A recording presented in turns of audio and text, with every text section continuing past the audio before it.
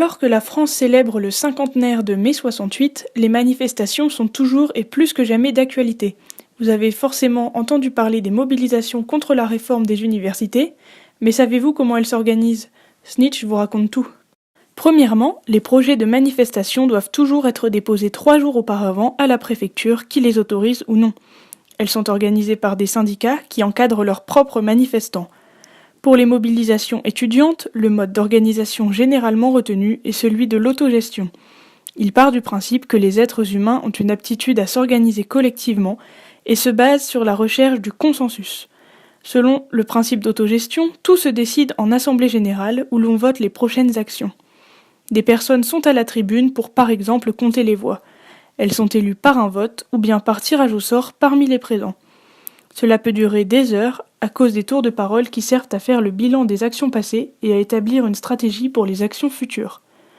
En parallèle des manifestations, d'autres actions sont mises en œuvre. On peut prendre l'exemple des caisses de solidarité mises en place pour aider financièrement les grévistes ou bien les street medics qui soignent les blessures des manifestants après des échauffourées face notamment aux forces de l'ordre. En tête du cortège, on retrouve le plus souvent des blocs et notamment le Black Bloc à Lille. Un Black Bloc est une technique de manifestation, une forme d'action collective qui n'a rien d'une organisation. Il n'y a pas de hiérarchie ni de structure. Autrement dit, les blocs n'existent que pendant les manifestations. Le cortège de tête est un lieu stratégique pour eux. Il leur permet de mettre en avant leurs revendications dites libertaires et ou autonomes, et de manière plus radicale que le reste du cortège. Placés à l'avant, ce sont ces groupes et leurs banderoles qui guident le défilé.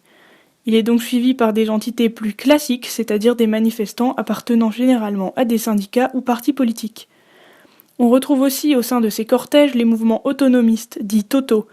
À Lille, ce sont souvent eux qui organisent les assemblées générales.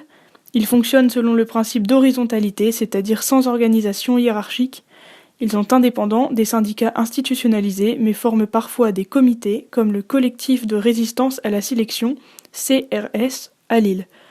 Néanmoins, il existe parfois des tensions entre les totaux et les manifestants appartenant à des associations comme les Jeunesses Insoumises, l'UNEF, etc.